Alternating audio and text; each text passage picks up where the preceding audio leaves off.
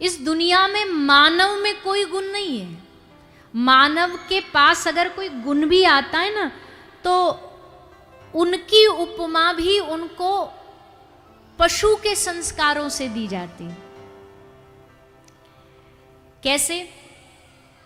कोई बहुत बढ़िया गाता हो, किसी का बहुत अच्छा कंठ हो, तो क्या बोलेंगे?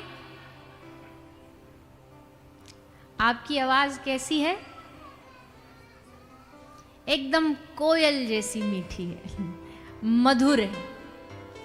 और कोई बहुत कर्कश कर्कश बोलता हो तो उसको क्या बोलेंगे? कौआ जैसे काए काए काए काए करता ही रहता है, जब देखो उसी के हिसाब से बोलता रहता है। कोई घर में एकदम बहू सीधी आ गई, बिल्कुल सीधी बहू आ गई, तो उसकी तुलना किससे देंगे? गाय है, एकदम गाय, उसकी तुलना गाय से देंगे। कोई बहुत समझदार आ गई, समझने वाली, और कोई मूर्ख है तो उसको क्या बोलेंगे? अब समझ जाओ कि व्यासपीठ से बुलवाओ गई। अरे गधा है, एकदम गधा। मूर्ख की तुलना किससे करी जाती है? कोई बहुत हिम्मती है, किसी में बड़ी हिम्मत है, जब बोलता है तो एकदम हिम्मत से चलता है, हिम्मत से बोलता है, तो उसकी तुलना किससे देंगे? देखो, एकदम शेर जैसी गर्जना करता है, दहाड़ता है, जब चलता है तो लगता है कि सामने एकदम कोई सिंह चल रहा। कोई बहुत बड़ा धोखेबाज हो, रंग बदलने वाला, तो उसको क्या बोलेंगे? गिरगिट जैसा रंग बदलता है। कोई जहरीला हो तो कैसा है? नाग है। ये सब तुलनाएं किससे करी गई? अब ऐसे तो बहुत मिल जाएंगे। वफादारी, वफादारी की बात करी जाए तो वफादारी में सबसे आगे किसको बोलते? उसकी कुत्ते की वफादारी की दुहाई दी जाती है। तो यानी कि ये सब गुण मानव के भले उसके अंदर हो, पर उसके सारे गुणों की तुलना उन जीवों से की जाती है जो न बोल सकता है, न समझदारी कर सकता है।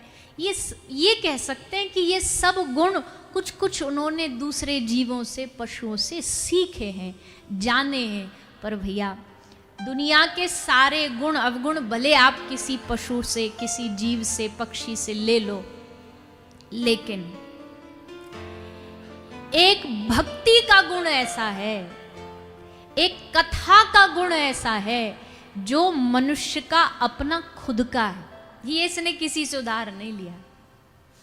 इसकी तुलना ये नहीं की जा सकती, बोले भैया देखो कितना बढ़िया कथा सुनता है, जैसे वो फलाना पशु बैठ के सुनता है ना, तुलना ही नहीं। भजन कितना बढ़िया करता है, कितना बढ़िया नाचता है कथा में, उस पक्षी पशु जैसे, वहां भी कोई तुलना नहीं है। क्यों? क्योंकि एक मनुष्य ही है, एक मानव ही है, जिसने ये अपनी निजता का गुण, भक्ति का गुण अपनी समझदारी से कमाया, अपने आप कमाया है। इसमें उसने किसी से कुछ उधार ही नहीं लिया, सब कुछ उसका अपना, भजन उसका अपना है, कथा श्रवण उसका अपना है, नाम संकीर्तन उसका अपना है। इसलिए ये गुण एक मानव में होना ही चाहिए। अगर ये गुण नहीं तो फिर सोचो उसका अपना है ही क्या, कौन सा गुण? ये गुण उसे स्वयं में कमाना चाहिए। भगवान ने दुनिया में सब चीजों का बल पशुओं में मनुष्यों से ज्यादा दिख दिया है। हमारी दृष्टि बाज जैसी तेज नहीं, चीता जैसे हम दौड़ सकते नहीं, लेकिन एक पशु जो नहीं कर सकता है वो मानव कर सकता है।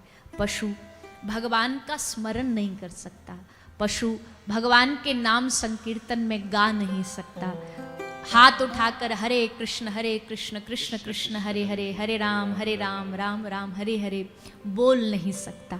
हाँ, कोई महाप्रभु सरीखा बुलाने वाला हो तो शेर भी दोनों ऊर्ध्व बाहु होकर के हरि बोल करके नाचे हैं, पर अधिकांश संसार में कोई पशु पक्षी आपको भजन कीर्तन करता नहीं मिलेगा। और कोई एकाध मिला भी है, कुछ कुछ साधु स्वभाव के भी पशु होते हैं, कुछ साधु स्वभाव के भी पशु होते हैं, देखने को मिलते हैं, पर वो वही है जिनका पूर्व में कुछ भक्ति बिगड़ गई तो इस जन्म में पशु बन गए। जैसे भागवत जी में उदाहरण है श्री भरत जी महाराज, उनका एक जन्म बिगड़ा तो अगले जन्म में वो हिरन बने, पर हिरन योनि में भी स्मृति नहीं गई भजन की, हिरन बने बने भी भजन करते रहे।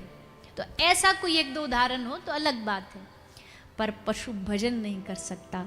भजन करने का, जोर जोर से नाम बोलने, इसलिए तो हम कथा में आपसे बार बार क्यों बोलते हैं भैया तालियां बजाओ, गाओ सब भाव से।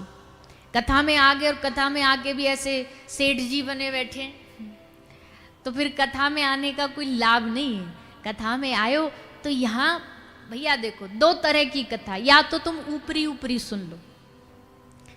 एक कथा होती है डूब जाने वाली कि भैया हम तो यहाँ डूबने आए, हमें ऊपरी ऊपरी नहीं सुननी। यहाँ हम एकदम डूब करके भगवान की कथा से जुड़ेंगे, गाएंगे भी, नाचेंगे भी, हंसेंगे भी, रोएंगे भी, ताली भी बजाएंगे, मुख से नाम संकीर्तन। अब हम तो नाम संकीर्तन कर रहे हैं और आप मौन धरे बैठे हो। अच्छा, हम नाम बोलेंगे तो हमें फल मिलेगा कि आपको मिलेगा? अजीब बोलिए ना। आपको सुनने भर का तो मिलेगा, ऐसा नहीं एकदम तो ब्लैंक तो खाली नहीं जाएगा।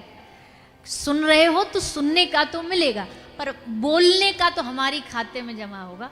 आपके खाते में तब जमा होगा जब आप बोलेंगे, हमारे खाते में जमा होगा जब हम ताली बजाएंगे, आपके में जमा होगा जब आप बजाएंगे। और ये कोई संसारिक क्रियाएं नहीं है, संसार का कोई मनोरंजन नहीं है कि भैया अच्छा हमारी बात जोरदार लगी चलो ताली बजा दो। ये कोई संसारिक सभा नहीं है। यहाँ ताली ना भी बजाओगे तो हमारी बात पक्की, अब नेताओं की सभा में बात पक्की करने के लिए ताली बजनी ही चाहिए, नहीं बजेगी तो वो सभा बड़ी खाली है। जैसे कल हमने कहा ना, नेताजी आते हैं तो अपनी कथा चालू कर देते, हमने इतने प्लांट लगवाए, हमने इतनी सड़क बनवाई, तो फिर जनता ताली बजा देती।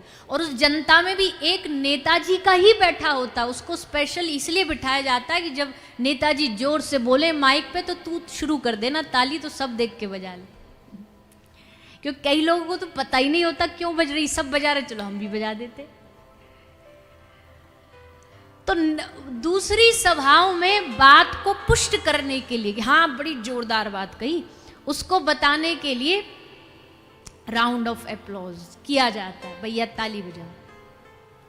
पर यहां भगवान की कथा में बात पक्की ताली बजाने से नहीं होती है। ताली बजा दी हाँ बात समझ आ गई, नहीं।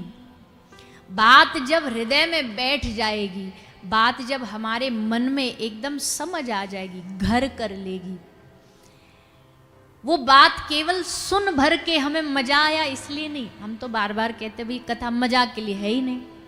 कई बार हम कथा 7 दिन कर